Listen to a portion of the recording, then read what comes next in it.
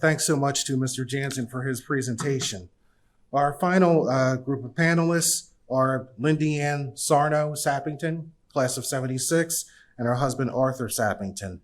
And before I complete the introduction, I just want to make a brief aside that about 3.5 years ago, two enterprising young ladies from the class of 76 sent a letter to the editor of the Princeton Alumni Weekly saying, let's start a Tiger Net discussion group. And just from the ground up. And here we are 3.5 years later. So much thanks to Lindianne Sarno Sappington and her partner, Terry Pauline, class of 76. Lindianne and Arthur Sappington have developed food sovereignty law in Baker County, Oregon, and promote food self-reliance both in Oregon and in Uganda.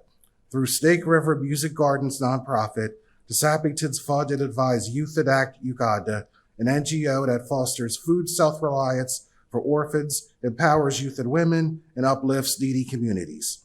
Arthur Sappington, U.S. Coast Guard veteran, graduate of UC Berkeley College of Natural Resources, is a watershed manager, forester, soil scientist, firefighter, miner, geochemist, agriculturalist, and beekeeper. He also documents natural resource law.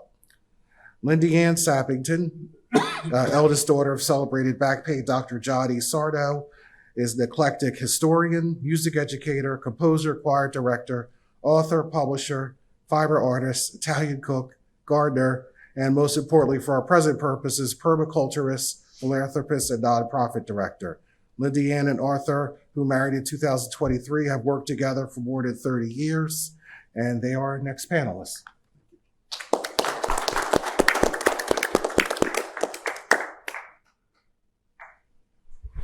Thank you, Richard, for your kind introduction. And thank you, Alex Zarechnak and the Conservative Princeton Association for this opportunity to speak for farmers and ranchers. Thank you, Will Happer, and the scientists who exposed the hypocrisy of the net zero agenda, liberating humanity from the cynical hoax that carbon dioxide and methane, basic molecules of life, are harmful to life. Arthur Sappington and I are here from the front line of the war against farmers and ranchers. American agricultural trade enjoyed a $5.2 billion annual surplus under Trump. In 2023, America spent $21 billion importing food. Hundreds of thousands of American farms are being forced to close by regulators who change definitions and impose destructive mandates using the excuse of climate change. 2022 and 2023 saw attacks against farmers in Sri Lanka, Europe, and America. Of particular interest is the Amish farmer case in Pennsylvania. But there is good news. There is good news in nature. Earth is in an interglacial warming period. Tropics stay constant. Northern latitudes have earlier springs. Deserts are greening as atmospheric CO2 increases. Hillsides that were bare are now green. Nature is in balance. There's good news in law. God's law, natural law, constitutional law, and statutory law support the farmer's right to grow food. There is good news of farmers organizing to protect agriculture. The net zero attacks of 2023 against European farmers resulted in the great tractor blockades of 2024. And the lesson in Europe, farmers and producers are the foundation of all economy. No farmers, no food, no freedom. And there is finally good news in watershed management. Watershed management can green any desert on this planet. Thanks to watershed management, although our high desert mountain Snake River watershed lies in the rain shadow of the Cascade Mountains, by using prescription burns, beaver dams, and beaver dam analogs, and by adjusting forest canopy to maximize snowmelt capture, our watershed mitigates wildfire and supports agriculture and ranching. Watershed managers provide water. What humanity does with that water is the diverse agricultural heritage of this planet. Such endeavors as permaculture, food forests, farming God's way, worldwide opportunities on organic farms, Alan Savory's pulsed grazing to restore rangelands, India's Pani Foundation water cup competitions, the restoration of China's Los Plateau, farmers markets, community-supported agriculture, farm-to-table movement, food co-op movement, and the local food movement. My husband, Arthur Sappington, has dedicated his life to watershed management. America's East Coast, people take watershed for management for granted. In 11 Western states, we must manage our watersheds and forests for water quantity and the quality. This is a founding purpose for the USDA Forest Service on our national forests. In the 19th and 20th centuries, Western miners and the farmers heading west engineered workable solutions for watershed management in 11 Western states, setting up the mining and irrigation systems, as well as the law supporting them. Thanks to the watershed management, we can grow, produce, and raise animals, and visit our watershed, our website to see more. The watershed manager's most valuable ally is the keystone species, the beaver, which happens to be my state's, Oregon, state animal and on our flag. The food sovereignty is a right for people to produce a food, and the food security is delivering of the food for all the people. In other words, there's a different separation between production of food and the deliverance of that food.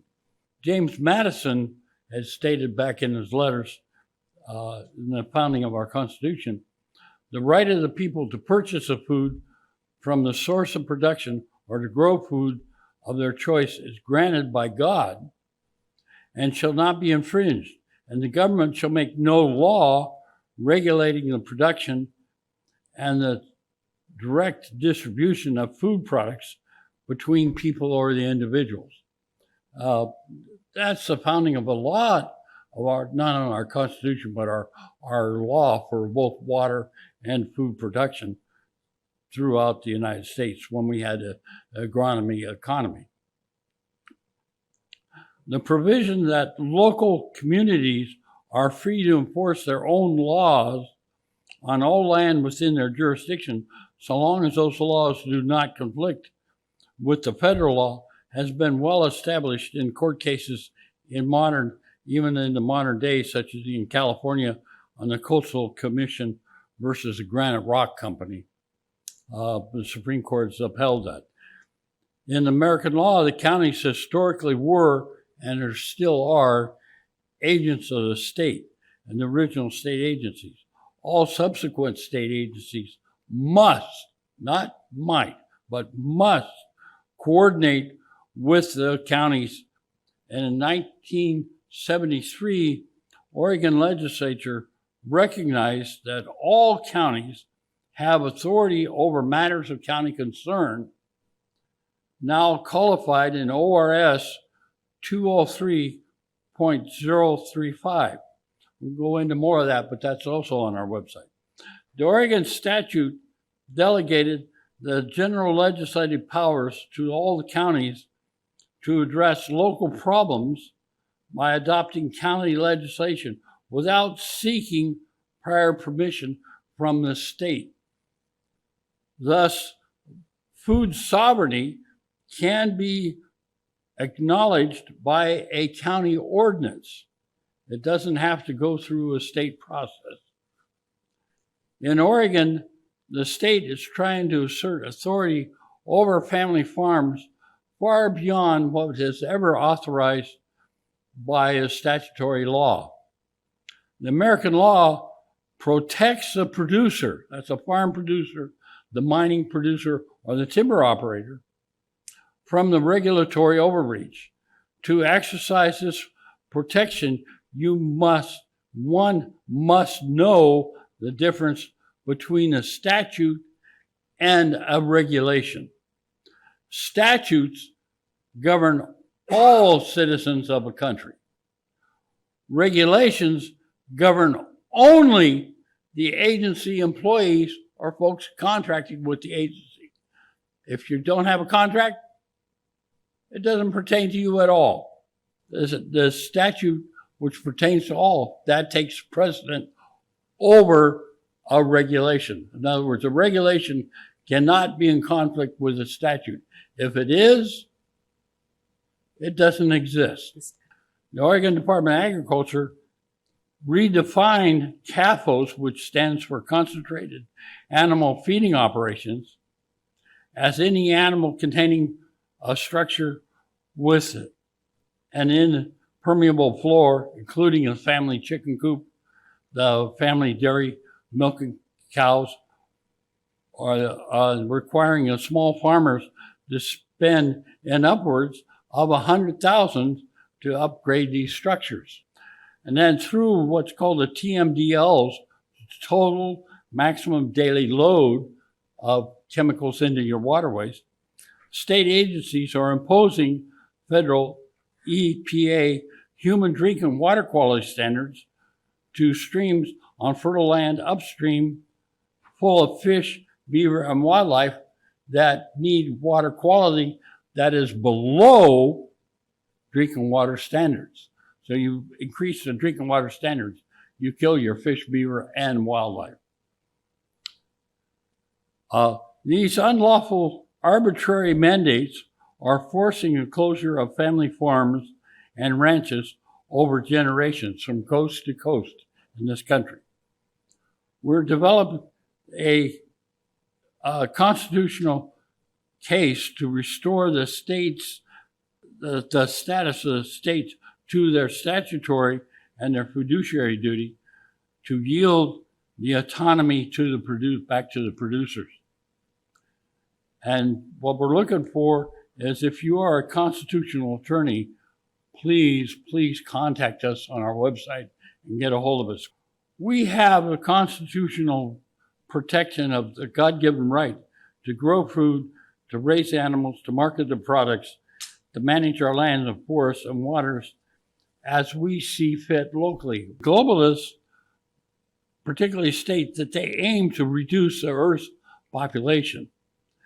As a result, they have weaponized the food.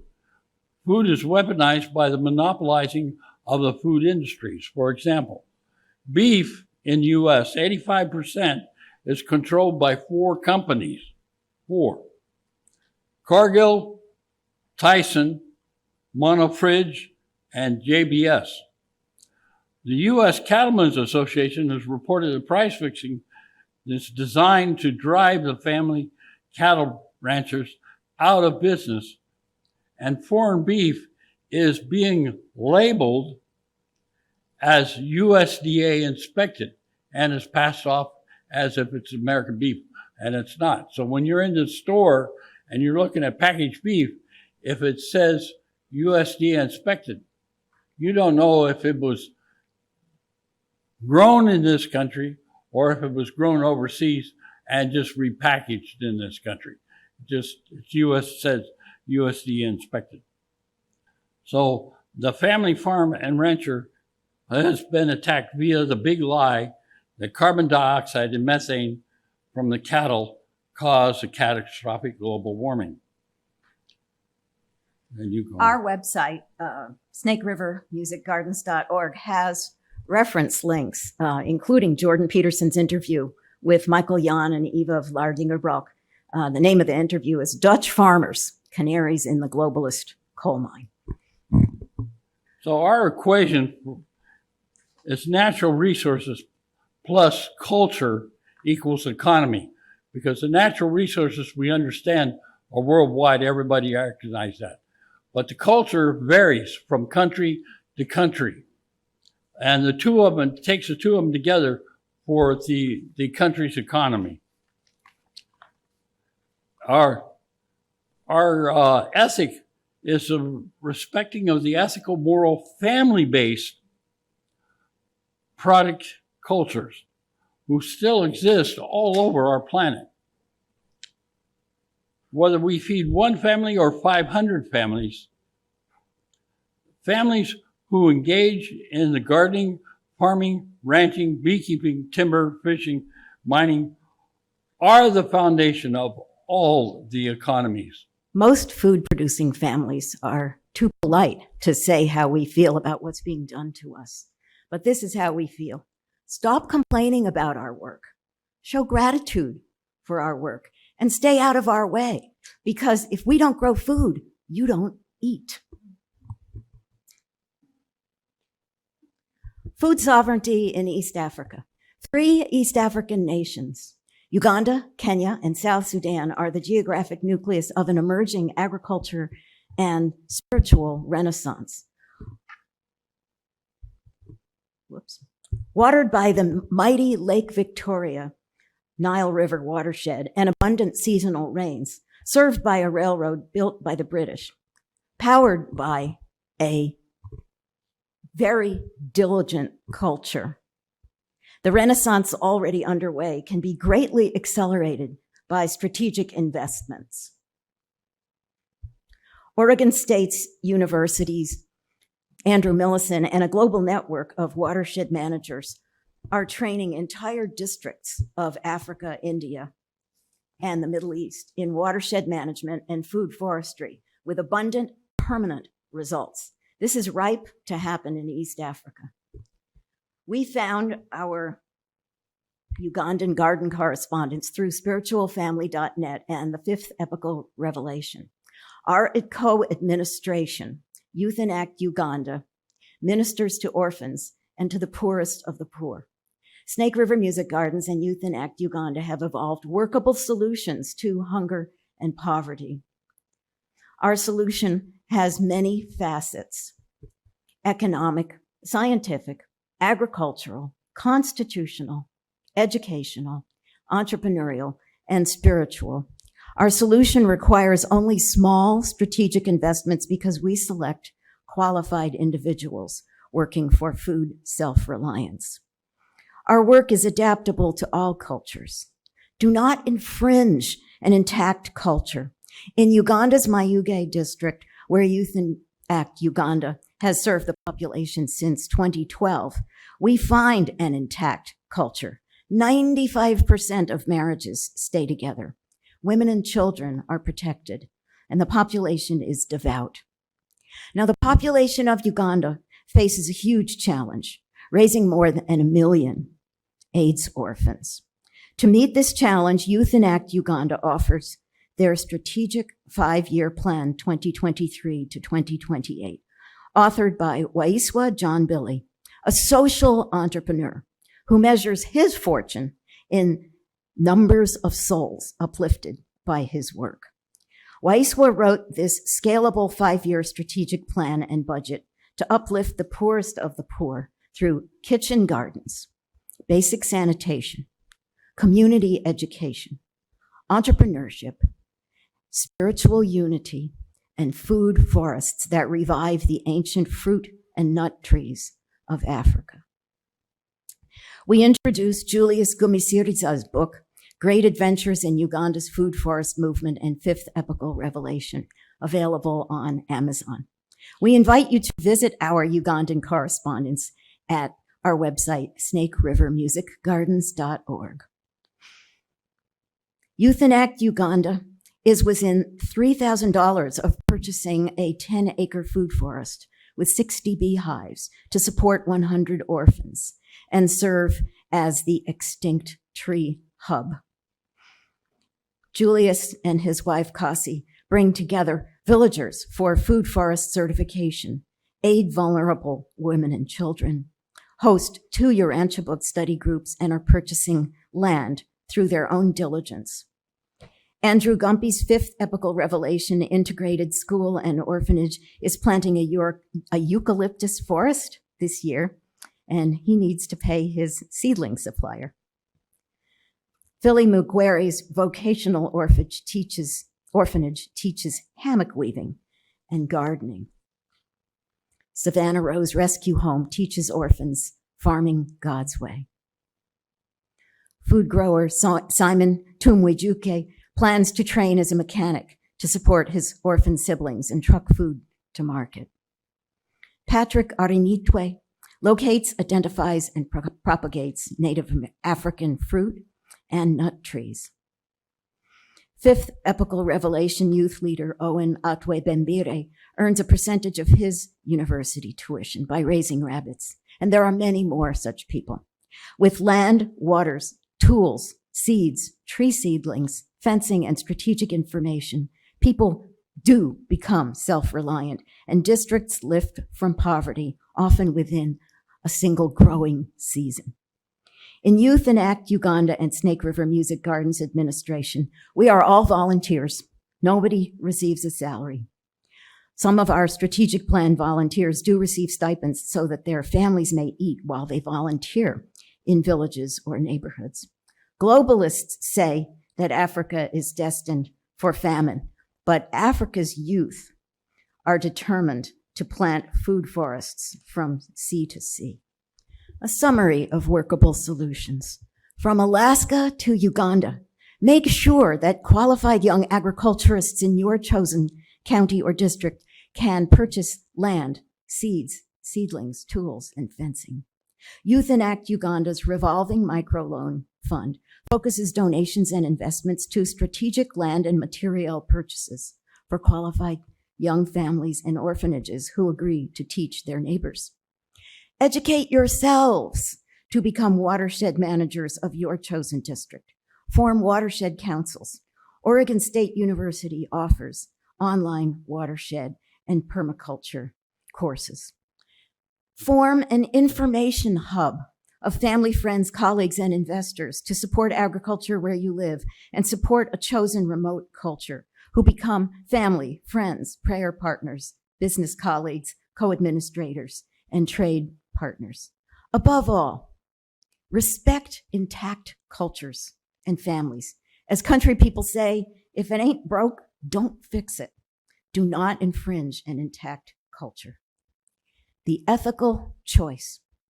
Princetonians, at this critical time in history, let us acknowledge ourselves as a force for goodness.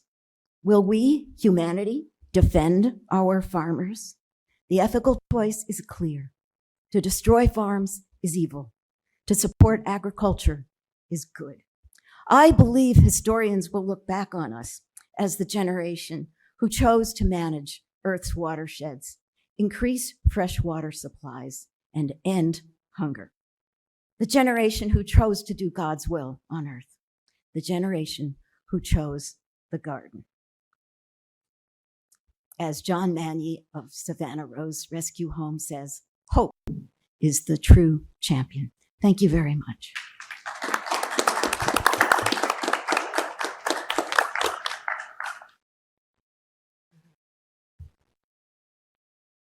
Okay, I want to thank all of our panelists. Before we move on to the Q&A, I just want to give a brief recap. Sharing the truth to feed the hungry. From Diana Furchtgott-Roth. Multiple avenues of physical evidence demonstrate that mandating reductions in CO2 and methane is scientifically unjustified. From Francois Baird. Energy security will unlock Africa's latent economic potential and forge prosperity for its 1.4 billion people. With access to energy, mega farms can solve hunger in Africa and other poor areas of the world. From Dan Janzen. CO2 is the gift of life. Increasing atmospheric CO2 increases the Earth's productivity. Free market and human ingenuity will promote human flourishing and alleviate scarcity. From Lindianne and Arthur Sappington, acknowledging the farmer-producer's sovereign right to choose proven methods of watershed management and regenerative agriculture will feed the hungry of Africa and the world. Share the truth to feed the hungry again. What's our message? World hunger is real. It can be solved with access to deregulated, market-driven energy choices and best management practices for agriculture. The net zero alternative demands human sacrifice on the altar of climate alarmism with no measurable effect on global temperature. What can you do? Share the truth. The Great Escape from Net Zero Hunger Games will be available on YouTube in 2 to 3 weeks. Support to determine young farmers in Youth Enact Uganda and Africa. Donate or invest at www.snakerivermusicgardens.org.